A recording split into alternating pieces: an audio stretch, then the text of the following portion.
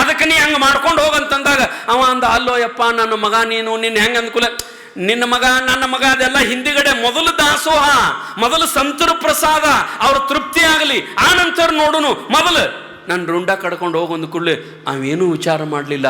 ಭಕ್ತಿ ಎಂತಹುದಯ್ಯ, ಬಸವಣ್ಣವ್ರು ಬರೀತಾರೆ. ಸಂತರ ಮ್ಯಾಗಿನ ಭಕ್ತಿ, ಪಾಂಡುರಂಗನ ಮ್ಯಾಗ ಭಕ್ತಿ ಎಂಥದ್ದಂತಂದ್ರ, ಬಸವಣ್ಣವರು ಕಾಲಕ್ಕೆ ಅವರೊಂದು ವಚನ ಬರೀತಾರೆ. ಏನಂತಂದ್ರ, ಆವತ್ತಿನ ಕಾಲದೊಳಗ ಸಿರಿಯಾಳನಂತಹ ಭಕ್ತಿ ಮಾಡಿದವರು ಜಗತ್ತಿನಲ್ಲಿ ಯಾರಾದರೂ ಅದಾರೇನಪ್ಪ? ಸಿರಿಯಾಳನಂಥ ಭಕ್ತಿ. ಸ್ವತಃ ತನ್ನ ಮಗನನ್ನ, ಸಿರಿಯಾಳ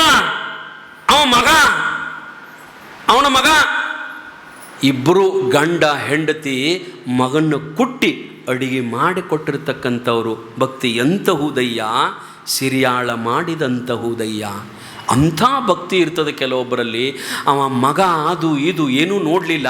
ಅವ ಏನು ಮಾಡಿದ ಅಂತಂದ್ರೆ, ತನ್ನ ಹತ್ತಕ್ಕೆ ಏನು ಹರ್ತಂದು ಕುಡುಗೋಲಿತ್ತು ನೋಡ್ರಿ, ಆ ಮಗನ ಜುಟ್ಲು ಬಿಟ್ಟಿದ್ದ ಉದ್ದ ಜುಟ್ಲ ಹಿಡ್ದ ಒಂದ ಏಟಿಗೆ ಏನು ಮಾಡಿದ ಅಂದ್ರೆ, ಚಲೋ ಹರ್ತು ಕುಡುಗೋಲ್ ತಗೊಂಡು ಮಗನ ರುಂಡಕ್ಕೆ ಹಾಕಿ ಕರಕ್ಕಂತ ಕೊಯ್ಕೊಂಡ.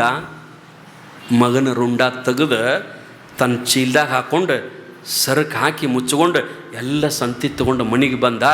ಆ ರುಂಡದ ಚೀಲ ತೆಗೆದು ಮೂಲ್ಯಾಗಿಟ್ಟು ಅದರ ಮ್ಯಾಗ ಅಂಥದಿಂಥದ್ದು ಹಾಸಿಗೆ ಚೀಲ ಒಗೆದು ಅವನ ಹೆಂಡತಿಗೆ ಹೇಳ್ತಾನ, ಕಬೀರ್ ಬಂದು ಅಡುಗೆ ಮಾಡು. ಎಲ್ಲಿ ತಂದ್ರಿ? ಅದು ಎಲ್ಲಿದರ ತರಲಿ, ಏನಾರ ಮಾಡಲಿ, ಮೊದಲು ಸಂತರು ಊಟ ಆಗಲಿ, ಮೊದಲು ದಾಸೋಹ ಆಗಲಿ, ಮೊದಲು ಪ್ರಸಾದ ಆಗಲಿ, ಮೊದಲು ನೀನು ಅಡುಗೆ ಮಾಡಂತ ತಿಳ್ಕೊಂಡು ಹೆಂಡತಿಗೆ ಹೇಳಿದಾಗ ಬಡ ಎಲ್ಲ ಬೆಲ್ಲ ತಂದಿದ್ದ, ಚಜಕದ ರವಾ ತಂದಿದ್ದ, ಅದಕ್ಕೇನು ಹಾಕಬೇಕು ಸಾಮಗ್ರಿ ಸಾವುಕಾರ ಮಣಿರೇ ಎಲ್ಲ. ಮತ್ತು ನೀವು ಈಗ ಸಾವುಕಾರಗಳು ಮನ್ಯಾಗ, ನಿಮ್ಮ ಮನ್ಯಾಗ ಗೋಡಂಬಿ ಇರ್ತದ, ನಿಮ್ಮ ಮನ್ಯಾಗ ಮಣುಕ್ ಇರ್ತದ, ನಿಮ್ಮ ಮನ್ಯಾಗ ಸದಕಿಂದ ಇರ್ತದ, ಬೆಲ್ಲ ಇರ್ತದ, ಎಲ್ಲ ಇರ್ತದ ನಿಮ್ಮ ಮನ್ಯಾಗ. ಅದು ಹೆಚ್ಚಾತಿನೂ ತಂದಿಟ್ಟಿರ್ತಾರೆ ಶ್ರೀಮಂತರ ಮನ್ಯಾಗ. ಅದು ದೊಡ್ಡ ಸಾಹುಕಾರನ ಮಣಿ, ಎಲ್ಲ ತಂದಿದ್ದರು. ತಗೊಂಡು ಬಂದು ಎಲ್ಲ ಕೊಟ್ಟ ಮಾಡಂತ ಹೇಳಿದಾಗ ಎಲ್ಲರಿಗೂ ಪ್ರಸಾದ ಮಾಡಿದ್ಲು. ಪ್ರಸಾದ ಕೀರ್ತನ ಮುಗಿದ ನಂತರ ಎಲ್ಲ ಸಂತರು ಹಿಂಗೆ ತೃಪ್ತಿಯಿಂದ ಪ್ರಸಾದ ಮಾಡಿದರು. ಪಾಂಡುರಂಗನ ಪರಮ ಭಕ್ತರು ಎಂಥ ದಾಸೋಹರಿ, ಎಷ್ಟು ಶ್ವೀ ಆಗ್ಯದರಿ ಅಂತ ಎಲ್ಲರೂ ಅಡಿಗೆ ಮಾಡ್ಕೊಂಡು ಮಾಡಿದ್ದು ಊಟ ಮಾಡಿದರು. ಆಕೆ ಕೇಳ್ತಾಳ ಏನಂತಂದ್ರೆ, ಅಲ್ಲ ಕಮಾಲ ಬರಲಿಲ್ಲಲ್ಲ? ತಾಯಿ ಕೇಳ್ತಾಳೆ, ಕಮಾಲ ಬರಲಿಲ್ಲಲ್ಲ, ಅವ ಎಲ್ಲಿ ಹೋದ? ಓಡಾಡಿ ನೀಡ್ತಿದ್ದಲ್ಲ, ಎಲ್ಲಿ ಹೋದ ಅಂತಂದಾಗ ಅವರಪ್ಪ ಅಂದ, ಇಲ್ಲ ಬರ್ತಾನ ಅವ ಒಂದಿಟ ಹಿಂದುಳ್ದಾನ, ಲೇಟ್ ಆಗುತ್ತದ, ಬರ್ತಾನ ಅಂತಿದ್ರು. ಇವ್ರು ಮತ್ತೆ ಊಟ ಮಾಡಿ ಮತ್ತೆ ಬೆಳತನಕ ಕೀರ್ತನ ಮಾಡಿ ನಾಳೆ ಹೋಗೋಣ ಅಂತ ತಿಳ್ಕೊಂಡು ಅವ್ರ ಮನ್ಯಾಗ ಊಟ ಮಾಡಿ ಮತ್ತೆ ಬೆಳತನಕ ಕೀರ್ತನ ಮಾಡಕತ್ತಿದ್ರು. ಎಲ್ಲ ಸಂತರು ಕೀರ್ತನ ಮಾಡ್ಕೊಂತ ಬೆಳತನಕ ಕುಂತರು. ಅವ್ರ ಮನ್ಯಾಗ ತುಡಿಗೆ ಹೋಗಿದ್ದರಲ್ಲ, ಅವ್ರ ಮನ್ಯಾಗ ಜಗ್ಗಿದ ಕೂಡಲೇ ಅದು ರುಂಡ ಇಲ್ಲ, ದಡ ಅಟ್ಟೆ ಬಂದಿತ್ತು. ಯಾರು ಇವರು ತುಡುಗು ಮಾಡಕ್ಕೆ ಬಂದವರು? ನಮ್ಮ ಮನ್ಯಾಗಿಂದ ಸಾಮಾನು ತುಡುಗು ಮಾಡ್ಕೊಂಡು ಹೋಗ್ಯಾರ. ಬಂಗಾರ ಓದಿಲ್ಲ, ರೊಕ್ಕ ಓದಿಲ್ಲ, ರೂಪಾಯಿ ಓದಿಲ್ಲ, ಬೆಳ್ಳಿ ಏನೂ ಓದಿಲ್ಲ, ಬರೀ ಊಟಕ್ಕೆ ಬೇಕಾದ ಸಾಮಗ್ರಿ ಅಷ್ಟೇ ಓದಾರ. ಯಾರು ಇವ್ರು ಅಂತ ತಿಳ್ಕೊಂಡು ಎಲ್ಲರನ್ನೂ ಕೇಳಿದ್ರೆ ಯಾರಿಗೂ ದಡ ಅಟ್ಟ ನೋಡಿದ್ರೆ ಯಾರಿಗೂ ಗೊತ್ತಾಗುತ್ತದ್ರಿ? ಯಾರಿಗೂ ಗೊತ್ತಾಗಲಿಲ್ಲ. ತಂದು ಅದನ್ನೇನಂತಂದ್ರೆ ಊರು ಹೊರಗಡೆ ಪಂಚಾಯತಿ ಕಟ್ಟೆ ಅಂತ ಏನಿರ್ತಾವಲ್ಲ, ದೊಡ್ಡ ಕಟ್ಟೆ ಮಂದಿ ಕೊಂಡಿರೋದು, ಅಲ್ಲಿ ತಂದು ಆ ದಡ ಹಾಕಿದರು. ಹಾಕಿ ಹೇಳಿದ್ರು, ಯಾರು ಏನೋ ಗೊತ್ತಿಲ್ಲ, ನಮ್ಮ ಮನೆಗೆ ಹಿಂಗ ತುಡುಗಿಗೆ ಬಂದಿದ್ರು, ಇಬ್ರು ಬಂದಿದ್ರು ಕಾಣ್ತದ, ಒಬ್ಬ ಮುಂದಿನವ ರುಂಡನ ಕಡ್ಕೊಂಡು ಹೋಗ್ಯಾನ, ದಡ ಒಂದೇ ಉಳ್ದದ, ಯಾರಂತ ತಿಳ್ಕೊಂಡು ತಂದು ಹಾಕೊಂಡು ಕೂತಿದ್ರು. ಮುಂಜಾನೆ 6 ಗಂಟೆಗೆ ಅವ್ರ ಮನ್ಯಾಗ ಮತ್ತೆಲ್ಲ ಪಳಾರ ಮುಗಿಸ್ಕೊಂಡು ಸಂತರು ನಾವು ಪಂಡರಿಪುರಕ್ಕೆ ಹೋಗ್ತೀವ್ರಿ ಅಂತ ತಿಳ್ಕೊಂಡು ಹಗರ್ಕ ಸಂತರು ಪಾಂಡುರಂಗ ವಿಠಲ ಅಂತ ನಡೆದಿದ್ದರು. ಆ ಏನು ಕಟ್ಟಿ ಮ್ಯಾಗ ದಡ ಹಾಕಿದ್ರು ನೋಡ್ರಿ, ಅಲ್ಲೇ ಹಾದು ಹೊಂಟಿದ್ರು ಇವರೆಲ್ಲ ಸಂತರು, ಅಲ್ಲೇ ಹಾದು ಹೊಂಟಿದ್ರು. ಅವ್ರ ಸಾವುಕಾರ ಇನ್ನು ಊರು ಮುಂದೆಲ್ಲ ಕುಡಿತು, ಏನಾಗ್ಯದ ಅಂದ್ಕೂಲೆ, ಇಲ್ರಿ ಹಿಂಗಾಗ್ಯದ ಅಂತಂದಾಗ ಸಂತರಂದರು, ಅಲ್ಲ ಸಂತರಿಗೆಲ್ಲ ಗೊತ್ತಿರ್ತದೆ, ಎಲ್ಲ ಗೊತ್ತಿರ್ತದೆ. ಯಾಕಂದ್ರೆ ಪ್ರತಿಯೊಬ್ಬ ಸಂತನ ಹೃದಯದಲ್ಲಿ ಪಾಂಡುರಂಗ ಇರ್ತಾನೆ. ಪ್ರತಿಯೊಬ್ಬ ಸಂತನ ಹೃದಯದಲ್ಲಿ ಪಾಂಡುರಂಗ ಇರ್ತಾನೆ. ಪಾಂಡುರಂಗನ ಜಾಗ ಬೇರೆ ಯಾವುದೂ ಅಲ್ಲ. ಅದಕ್ಕಂತರ ಮರಾಠಿಯೊಳಗ ಪರಮಾತ್ಮ ಎಲ್ಲಿರ್ತಾನಂತಂದ್ರ ದೇವಪೋಟಿ ಸಂತವಸೆ, ಸಂತಪೋಟಿ ದೇವವಸೆ. ಭಗವಂತನ ವಸ್ತಿ ಎಲ್ಲದ, ಪಾಂಡುರಂಗನ ವಸ್ತಿ ಎಲ್ಲದ, ಅವ ವಸ್ತಿ ಎಲ್ಲಿ ಮಾಡ್ತಾನಂತ ಕೇಳಿದ್ರ ಸಂತರು ಹೇಳ್ತಾರ, ದೇವವಸೆ ಸಂತಪೋಟಿ. ಸಂತನ ಹೃದಯದೊಳಗೆ ಪಾಂಡುರಂಗ ವಸ್ತಿ ಮಾಡ್ತಾನಂತ. ಎಲ್ಲರ ಹೃದಯದೊಳಗೆ ಪಾಂಡುರಂಗ ಇರ್ತಾನ. ಅವ್ರು ಹಾದು ಹೋಗುವಾಗ ಎಲ್ಲ ಗೊತ್ತಿತ್ತು ಸಂತರಿಗೆ. ಯಾರಿವ ಯಾರಿವ ಅಂತ ನೋಡೋದ್ರೊಳಗೆ ಅಲ್ಲಿ ಕಬೀರನು ಓಡಿ ಬಂದ. ಕಬೀರನ ಕಣ್ಣಾಗ ಒಂದು ಹನಿ ನೀರಿಲ್ಲ. ಯಾಕಂದ್ರೆ ಅಳ್ಳಾಕತ್ತಿದಂದ್ರೆ ಇವಂದತ್ತು ಗೊತ್ತಾಗಬಾರದು ಅಂತ ತಿಳ್ಕೊಂಡು ಒಂದು ಹನಿ ಕಣ್ಣಾಗ ನೀರಿರಲಿಲ್ಲ.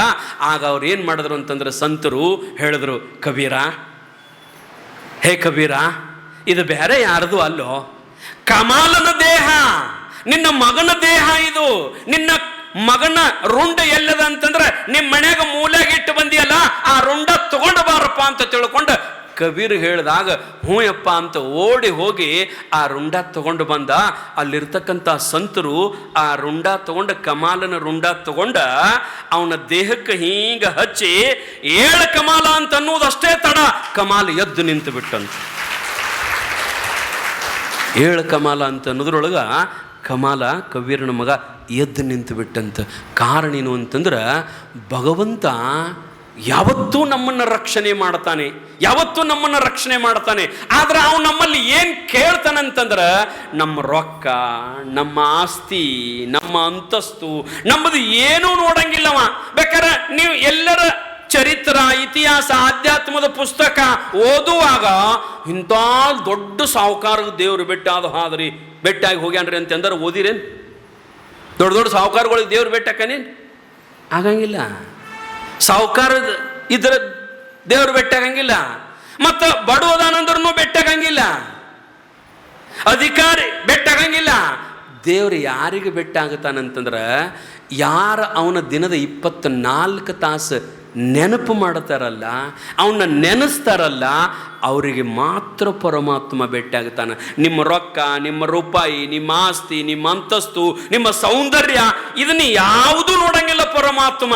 ಪರಮಾತ್ಮ ನೋಡುವುದು ಏನಂತಂದ್ರೆ, ನಿಮ್ಮಲ್ಲಿರ್ತಕ್ಕಂಥ ಭಕ್ತಿ ಮಾತ್ರವನ್ನು ಮಾಡಿದೊಡೆ ಕೇಳಂಗಣೆ ಮುಕ್ತಿಯನ್ನೊಲಿದೀವ ನೀಶನು. ನಿಮ್ಮಲ್ಲಿ ಬರೇ ಭಕ್ತಿ ನೋಡ್ತಾನೆ, ನಿಮ್ಮ ಜಾತಿ ಸದೇ ನೋಡಂಗಿಲ್ಲವ. ಇಲ್ರಿ, ನಾವು ಭಾಳ ದೊಡ್ಡ ಹೆಚ್ಚಿನ ಜಾತಿ ಅವ್ರಂದ್ರೆ ನಾವರಿ ನಮ್ಮೂರಾಗ. ನಮ್ಕಿಂತ ದೊಡ್ಡವ್ರು ಯಾರಿಲ್ರಿ, ನಾವ ಎಲ್ಲ ದೊಡ್ಡ ಜಾತಿ ಅವ್ರಿ, ನಮ್ದು ಎಲ್ಲರಿ ಅಧಿಕಾರ. ಬೆಟ್ಟಕ್ಕನೇನ್ರಿ ದೇವ್ರು ನಾವು ದೊಡ್ಡ ಜಾತಿ ಅವ್ರದೀವಿ ಅಂತೇಳಿ? ಇಲ್ಲ, ನಿಮ್ಗೆ ಗೊತ್ತಿರ್ಬೇಕು. ಬ್ಯಾಡ್ರ ಕಣ್ಣಪ್ಪ ಯಾವ ಜಾತಿ ಅವ? ಬ್ಯಾಡ್ರ ಕಣ್ಣಪ್ಪನ ಪೂಜಾ ಹೆಂಗಿತ್ತು? ಅವಾಗೆ ನಿಮಗತ್ತೆ ಚಂದ ಪೂಜಾ ಮಾಡಕ್ಕೆ ಬರ್ತದ್ರಿ. ನೀವು ಎಷ್ಟು ಚಂದ ಪೂಜಾ ಮಾಡ್ತೀರಿ. ಅವ ಚಂದ ಪೂಜಾ ಮಾಡೋಕೆ ಬರ್ತಿದ್ದಿಲ್ಲ ಅವನಿಗೆ. ಅವ ಏನಂತಂದ್ರೆ, ಸೋಮ ಬಂದು ಏನಾರ ಲಿಂಗದ ಮ್ಯಾಗ ನೀರು ಹಾಕಾಕ ಏನೂ ಇಲ್ಲದಕ್ಕೆ ಅವ್ ನೀರು ಎದ್ರಾಗ ತರ್ತಿದ್ರಿ. ಲಿಂಗದ ತಲೆ ಮ್ಯಾಗ ನೀರು ಹಾಕಾಕ ಹಳದ ನೀರು ಎದ್ರಾಗ ತರ್ತಿದ್ದಂದ್ರೆ ಬಾಯಾಗ ತರ್ತಿದ್ದತ್ರಿ. ಅವ ಬಾಯಾಗ ನೀರು ಇಟ್ಟುಕೊಂಡು ಬಂದು ಲಿಂಗದ ತಲೆ ಮ್ಯಾಗ ಉಗುಳ್ತಿದ್ದ. ಇದು ಅವನ ಭಕ್ತಿ, ಇದು ಅವನ ಭಕ್ತಿ. ಮತ್ತೆ ಇನ್ನು ಏನೇನೋ ನೈವೇದ್ಯ ಹಿಡಿತಿದ್ದವ, ಇನ್ನು ಏನೇನೋ ಪೂಜಾ ಮಾಡ್ತಿದ್ದ. ಬ್ಯಾಡರ ಕಣ್ಣಪ್ಪ ನೋಡ್ರಿ, ಅಂಥವನಿಗೆ ಪರಮಾತ್ಮ ಪರೀಕ್ಷಾ ಮಾಡವ. ಕಣ್ಣ ತೆಗೆದು ಅವಂಗೆ ಹಚ್ಚಿದ. ನೀವು ಯಾರು ಕಣ್ಣು ಹಚ್ತೀರಿ? ಅವನ ಕಣ್ಣು ಬೇಡ, ನಮಗೆ ಕಣ್ಣು ಹೋಗ್ಯಾವಪ್ಪ, ನಮಗೆ ಕಣ್ಣು ಕೊಡೋದೇವ್ರ. ಅವನ ಕಣ್ಣು ಬೇಡ ಅವ್ರು. ನಾವೆಂದ್ರೆ ನಮ್ಮ ಕಣ್ಣು ತೆಗೆದು ಅವಂಗೆ ಹಚ್ತೀವ್ರೆ? ಹಚ್ಚಂಗಿಲ್ಲ. ಬ್ಯಾಡ್ರ ಕಣ್ಣಪ್ಪನ ಜಾತಿ ಚಲೋ ಇತ್ತೇನ್ರಿ ಅವ? ಇಲ್ಲ, ಬ್ಯಾಡ್ರ ಪೈಕಿ ಅವ. ಆದ್ರೆ ಪರಮಾತ್ಮ ನಮ್ಮ ಜಾತಿ ನೋಡಂಗಿಲ್ಲ. ನಾದ ಪ್ರಿಯ ಶಿವನೆಂಬರು ನಾದ ಪ್ರಿಯ ಶಿವನಲ್ಲವಯ್ಯ, ವೇದ ಪ್ರಿಯ ಶಿವನೆಂಬರು ವೇದ ಪ್ರಿಯ ಶಿವನಲ್ಲವಯ್ಯ. ನಾದವ ಮಾಡಿದ ರಾವಣಂಗೆ ಹರೆಯಾಯುಷ್ಯವಾಯಿತು, ವೇದವ ನೋದಿದ ಬ್ರಹ್ಮಣ ಶಿರ ಹೋಯಿತು. ನಾದ ಪ್ರಿಯನೂ ಅಲ್ಲ, ವೇದ ಪ್ರಿಯನೂ ಅಲ್ಲ, ಭಕ್ತಿ ಪ್ರಿಯ ನಮ್ಮ ಕೂಡಲ ಸಂಗಮ ದೇವ. ಬೇರೆ ಏನೂ ನೋಡಂಗಿಲ್ಲ ನಿಮ್ಮದು. ನಿಮ್ಮ ಸೌಂದರ್ಯ, ನಿಮ್ಮ ಹಣ, ನಿಮ್ಮ ಆಸ್ತಿ, ನಿಮ್ಮ ಅಂತಸ್ತು, ನಿಮ್ಮ ಪೂಜಾ, ಇದನ್ನೇನೂ ನೋಡಂಗಿಲ್ಲ. ಅವ ಏನು ನೋಡ್ತಾನಂದ್ರೆ, ಬರೀ ನಿಮ್ಮ ಹೃದಯ ಪರಿಪಕ್ವ ಅದ ಇಲ್ಲ, ನಿಮ್ಮ ಹೃದಯ ಅವನಿಗಾಗಿ ಪರಿತಪಿಸ್ತದ ಇಲ್ಲ. ಅವನಿಗಾಗಿ, ಭಗವಂತನಿಗಾಗಿ ಕನವರಿಸಬೇಕ್ರಿ. ನಿತ್ಯ ಹತ್ತಬಾರದು ನಮಗ. ಯಾವಾಗ ನಮಗೆ ದೇವರು ಭೇಟಿಯಾದಾನು, ಯಾವಾಗ ಪರಮಾತ್ಮ ನಮಗೆ ಭೇಟಿಯಾದಾನು ಅಂತಕ್ಕಂಥ ಭಾವನೆ ನಮ್ಮಲ್ಲಿ ಹೆಚ್ಚೆಚ್ಚು ಬರಬೇಕು. ಹಂಗೆ ಇತ್ತು ಅಂತಂದ್ರೆ ಭಗವಂತ ಯಾವುದೇ ರೂಪದೊಳಗೆ ನಮಗೆ ಭೇಟಿಯಾಗಬಹುದು, ದರ್ಶನ ಕೊಡಬಹುದು. ಸಂತ ಮೀರಾ ಅಂತ ತಿಳ್ಕೊಂಡ ಎಷ್ಟು ಭಗವಂತನ ನಾಮಸ್ಮರಣೆ ಮಾಡ್ತಿದ್ಲು. ಅವರ ರಾಜನ ಮಗಳ್ರಿ ಮತ್ತಕ್ಕೆ. ಸಂತ ಮೀರಾಬಾಯಿ ದೊಡ್ಡ ರಾಜನ ಮಗಳು. ರಾಜನ ಮಗಳಿದ್ರೂ ಕೂಡ ಆಕೆಯಲ್ಲಿ ಭಕ್ತಿ ಎಂತಾದ್ದು ತುಂಬಿತ್ತು ಅಂತಂದ್ರೆ ಒಟ್ಟು ಕೃಷ್ಣನನ್ನು ನೋಡ್ಬೇಕಲ್ಲ, ಬಂಗಾರ ಕೃಷ್ಣನ ಮೂರ್ತಿ ಇತ್ತಕ್ಕೆ. ಪ್ರತಿನಿತ್ಯಕ್ಕೆ ಮಂಟಪದೊಳಗೆ ಇಟ್ಟು ಮಂಟಪದೊಳಗೆ ಆ ಮೂರ್ತಿ ಇಟ್ಟು ಸಂತ ಮೀರಾ ಆ ಪಾಂಡುರಂಗನ ಮುಂದೆ ಕುಂತ ಅದನ್ನೆಲ್ಲ ಶೃಂಗಾರ ಮಾಡಿ ಹಿಂಗೆ ಹಾಡ್ತಿದ್ಲಂತ. ಕಣ್ಣು ಮುಚ್ಕೊಂಡ ಹಾಡ್ಕೊಂತ ಕುಂತ್ರ ಆಕೆಯ ಹಾಡಿಗೆ ಭಗವಂತ ಬಂದು ನೃತ್ಯ ಮಾಡ್ತಿದ್ದಂತ್ರಿ. ಪಾಂಡುರಂಗ ಬಂದು ಕುಣಿತಿದ್ದಂತ. ಹಂಗೆ ಹಾಡ್ತಿದ್ಲು. ನಾವು ಹಂಗೆ ಹಾಡ್ಬೇಕ್ರಿ. ನೀವು ಅಂತಿರ್ಬೇಕು, ಕೇಳ್ಬೇಕಲ್ರಿ. ದೇವ್ರ ಪರಮಾತ್ಮ ಕೇಳ್ತಾನ್ರಿ ಅವ ಭಗವಂತ ಕೇಳ್ತಾನ. ನೀವು ಭಾವನಾ ತುಂಬಿ ಅವನ್ನ ಹಾಡ್ಕೋಂತ ಕುಂಡ್ರಿ. ಇನ್ನೊಬ್ರು ಚಂದ ಹಾಡ್ಯಾರನ್ನು ಸಲಾಗಿ ಹಾಡಬೇಡ್ರಿ. ಇನ್ನೊಬ್ರು ನಿಮ್ಮ ಹಾಡ ಕೇಳಿ ಮಸ್ತ್ ಆತ ನೋಡ್ರಿ ಅಂತ ಅವ್ರು ಅಂಡ್ಲಂತ ಹಾಡಬೇಡ್ರಿ. ಜನರು ಮೆಚ್ಚುತ್ತ ನಿನ್ನ ಕೈಲಾಸಕ್ಕೆ ಒಯ್ಯವರೇ. ಜನ ಮೆಚ್ಚಿದ್ರೆ ನಿಮ್ಮನ್ನೇನು ಕೈಲಾಸಕ್ಕೆ ಒಯ್ತಾರೇನು? ಅವರು ಆಗಂಗಿಲ್ಲ. ಜನರು ಮೆಚ್ಚುತ್ತ ನಿನ್ನ ಕೈಲಾಸಕ್ಕೆ ಒಯ್ಯವರೇ, ಜನರೇನು ಬಲ್ಲರು ಒಳಗಾಗೋ ಕೃತ್ಯವ. ಜನರಿಗೇನು ಗೊತ್ತದ? ಅವ್ರ ಸಲಾಗಿ ಹಾಡಬೇಡ, ಅವ್ರ ಸಲಾಗಿ ಭಕ್ತಿ ಮಾಡಬೇಡ, ಅವ್ರ ಸಲಾಗಿ ನೀನು ಹೇಳಬೇಡ. ಈಗ ನಾನು ಪ್ರವಚನ ಹೇಳ್ತೇನಂತಂದ್ರು ನೀವು ಕೇಳ್ತೀರಿ. ನೀವು ಕೇಳಿದ ನಂತರ ಮಸ್ತ್ ಹೇಳಿದ ನೋಡು ಸ್ವಾಮಿ ಅಂತ ಅನ್ಬೇಕಂತ ನಾ ಹೇಳಂಗಿಲ್ಲ. ನಂದು ಏನಂತಂದ್ರೆ ಭಗವಂತನ ಪ್ರಾರ್ಥನೆ ಸಲುವಾಗಿ ನಾನು ಹೇಳ್ಬೇಕು. ನಾನು ನಿಮ್ಮನ್ನು ಮೆಚ್ಚಿಸೋ ಸಲುವಾಗಿ ಹೇಳಬಾರದು, ನಾನು ಭಗವಂತನನ್ನು ಮೆಚ್ಚಿಸೋ ಸಲುವಾಗಿ ಹೇಳಬೇಕು. ನಾನು ಹೇಳುವುದನ್ನು ನೀವೆಲ್ಲರೂ ಕುಂತು ಇಲ್ಲಿ ಕೇಳಿದ್ರೆ ನನಗೆ ಸಮಾಧಾನ ಇಲ್ಲ. ನಿಮಗೆಲ್ಲರಿಗೂ ನನಗೂ ಕಾಣ್ಲಾರ್ದಾಗ ಹೊರಗೆ ಬಂದು ಅವ ಕುಂತು ಕೇಳಿದ ಅಂದ್ರೆ ನಾನು ಪ್ರವಚನ ಹೇಳಿದ್ದಕ್ಕೆ ನನಗೆ ತೃಪ್ತಿ ಇಲ್ಲ, ಅಂದ್ರೆ ನನಗೆ ತೃಪ್ತಿ ಇಲ್ಲ.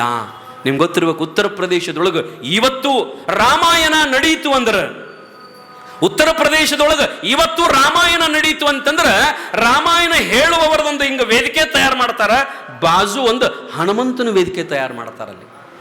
ಅಲ್ಲಿ ಹನುಮಂತ ಅವನದೊಂದು ಕುಂಡ್ರಾಕ ಜಾಗ ಮಾಡ್ತಾರ ಅಲ್ಲಿ ಉತ್ತರ ಪ್ರದೇಶದೊಳಗೆ. ಎದಕ್ಕಂದ್ರೆ ಇವತ್ತು ಆಗಲ್ರಿ, ಮತ್ತದು ಇವತ್ತು ಎಲ್ಲಿ ರಾಮಾಯಣ ನಡೀತದ ಅಲ್ಲಿ ಬಂದು ಹನುಮಂತ ಕೂತು ಇವತ್ತು ಕೇಳ್ತಾನಂತ. ಇವತ್ತು ಹನುಮಂತ ಬಂದು ರಾಮಾಯಣ ಕೇಳ್ತಾನಂತ. ರಾಮನ ಮೇಲೆ ಅಷ್ಟು ಪ್ರೀತಿ ಹನುಮಂತ. ಹಂಗ ಬರೇ ನಾವು ಪ್ರವಚನ ಹೇಳೋದು ನಿಮ್ಮನ್ನು ಮೆಚ್ಚಿಸೋ ಸಲುವಾಗಿ ಆದ್ರೆ ಈ ಪ್ರವಚನಕ್ಕೆ ಅರ್ಥ ಇರಂಗಿಲ್ಲ. ಭಗವಂತನ ನಾಮಸ್ಮರಣೆ ಇದರೊಳಗಿರಬೇಕು. ಹಾಡುವುದು ಹಂಗೆ. ನಾವು ಹೆಂಗೆ ಹಾಡ್ಬೇಕಂದ್ರೆ ಕಣ್ಣು ಮುಚ್ಚಿ ಭಾವನೆ ತುಂಬಿ ನಾವು ಹಾಡಕ್ಕೆ ಹತ್ತಿದೀವಿ ಅಂದ್ರೆ ನಮ್ಮ ಕಣ್ಣೊಳಗೆ ನೀರು ಬರಬೇಕು. ನಿನ್ನೊಬ್ಬರು ತಾಯಿ ಬಂದಿದ್ರು. ಒಬ್ಬ ತಾಯಿ ಬಂದು ನನ್ನ ಹತ್ತಿರ ನಿಂತು, ಯಪ್ಪ ನಿನ್ನ ಪ್ರವಚನ ನನಗೆ ಭಾಳ ಚಂದ ಅನ್ನಿಸ್ತದ ಅಂಥೇಳಿ ಕಣ್ಣೊಳಗೆ ನೀರು ತಂದು ಅಳಾಕತ್ತಿದ್ಲ ಆ ತಾಯಿ. ನಿನ್ನ ಹೃದಯದೊಳಗೆ ಪಾಂಡುರಂಗದನ ಸಾಕ್ಯವ ಅಂತ ನಾ ಅಂದೆ. ಯಾಕಂದ್ರೆ ಭಾವನೆಯಿಂದ ನಾವು ಹೇಳಬೇಕು, ಭಾವನೆಯಿಂದ ನಾವು ಹಾಡಬೇಕು. ಅದಕ್ಕೆ ಭಗವಂತ ತೃಪ್ತಿ ಆಗಬೇಕು, ಪರಮಾತ್ಮ ತೃಪ್ತಿ ಆಗಬೇಕು. ಅದಕ್ಕೆ ಶರಣರು ಬರೀತಾರೆ ನೋಡ್ರಿ, ಏನಂತಂದ್ರೆ ಹಾಡಿದೊಡೆ ಎನ್ನೊಡೆಯನ ಹಾಡುವೆ, ಬೇಡಿದೊಡೆ ಎನ್ನು ಒಡೆಯನ ಬೇಡುವೆ, ಒಡೆಯಂಗು ಒಡಲಾ ತೋರಿ ಎನ್ನ ಬಡತನವ ಭಿನ್ನಯಿಸುವೆ, ಒಡೆಯ ಮಹಾದಾನಿ ಕೂಡಲ ಸಂಗಮ ದೇವ ಶರಗೊಡ್ಡಿ ಬೇಡುವೆ, ಶರಗೊಡ್ಡಿ ಬೇಡುವೆ, ಶರಗೊಡ್ಡಿ ಬೇಡುವೆ. ನಾವು ಬೇಡುವುದಾದ್ರೆ ಪರಮಾತ್ಮನನ್ನು ಬೇಡುವ, ನಾವು ಹಾಡುವುದಾದ್ರೆ ಪರಮಾತ್ಮನನ್ನು ಕುರಿತು ಹಾಡಬೇಕ. ನಾವು ಈ ಜನರನ್ನು ಮೆಚ್ಚಿಸೋ ಸಲುವಾಗಿ ಹಾಡಬಾರದು. ಆ ಸಂತ ಮೀರಾಬಾಯಿ ಕೃಷ್ಣನ ಮೂರ್ತಿಯನ್ನ ಮಂಟಪದ ಮಧ್ಯದಲ್ಲಿಟ್ಟು ಕೃಷ್ಣನಿಗೆ ಶೃಂಗಾರ ಮಾಡಿ ಮುಂದೆ ಕುಂತು ಹಾಡಕ್ ಹತ್ತಿದ್ಲು ಅಂತಂದ್ರೆ ಆಕೆ ಕಣ್ಣು ಮುಚ್ಚಿ ಹಾಡ್ತಿದ್ಲು. ಆಕೆಗೆ ಕಾಣಲಾರದಂಗ ಬಂದು ಆ ಮಂಟಪದೊಳಗೆ ಕೃಷ್ಣ ಕುಣಿದಾಡ್ತಿದ್ದಂತ. ಆಕೆಯ ಹಾಡನ್ನು ಕೇಳಿ ಆಕೆಯ ಭಾವನೆಯನ್ನು ನೋಡಿ ಕೃಷ್ಣ ಪರಮಾತ್ಮ ಅವನಿಗೆ ಎಷ್ಟು ಕುಣಿದ್ರೂ ತೃಪ್ತಿ ಆಗುತ್ತಿದ್ದಿಲ್ಲ ಅಂತ ನೋಡ್ರಿ. ಯಾಕ ಅಷ್ಟು ಭಾವನಾ ತುಂಬಿ ಹಾಡ್ತಿದ್ಲಂತಕಿ. ಯಾರಿಗೆ? ಆ ಕೃಷ್ಣ ಪರಮಾತ್ಮನ ಸಲುವಾಗಿ ಅಷ್ಟು ಚಂದ ಹಾಡ್ತಿದ್ಲು. ಒಂದೊಂದು ಸಾರಿ ಅವರಪ್ಪ ಸಣ್ಣ ಹುಡುಗಿದ್ದಾಗ, ಸಣ್ಣ ಹುಡುಗಿದ್ದಾಗ ನೀವು ಅಂತಿರ್ತಿರಲ್ಲ, ಏನು ನಿಮ್ಮ ಮಕ್ಕಳಿಗೆ ಮದುವೆ ಮಾಡ್ಕೋತಿಲ್ಲೋ, ಗಂಡಗೆ ಮಾಡ್ಕೋತಿ ಅಂತಿರ್ತೀರಿ ನೋಡು. ಹಂಗೆ ಆ ರಾಜ ಸ್ವಂತ ಮೀರಾಬಾಯಿಗೆ, ತಂಗಿ ನೀ ಮದುವೆ ಮಾಡ್ಕೋತಿಲ್ಲೋ ಅಂತಂದಾಗ, ನಾ ಹುಡುಗಿತ್ತರಿ, ಅದು ಸಣ್ಣ ಹುಡುಗಿ ಸಂತ ಮೀರಾ, ನೀ ಮದುವೆ ಮಾಡ್ಕೋತಿಲ್ಲ ಅಂತಂದಾಗ, ಹಾ ನಾ ಮದುವೆ ಮಾಡ್ಕೋತೀನಪ್ಪ, ಯಾರನ್ನ ಮಾಡ್ಕೋತಿ ಅಂದ್ಕೊಳ್ಳೆ ಆ ಸಣ್ಣ ಹುಡುಗಿ ಕೃಷ್ಣನ ಮೂರ್ತಿ ಕಡೆ ಹಿಂಗೆ ಕೈ ಮಾಡಿ ತೋರಿಸ್ತಿತ್ತಂತ, ಪಾಂಡುರಂಗನ ಮೂರ್ತಿ ಕಡೆ ಹಿಂಗೆ ಕೈ ಮಾಡಿ ತೋರಿಸ್ತಿತ್ತು.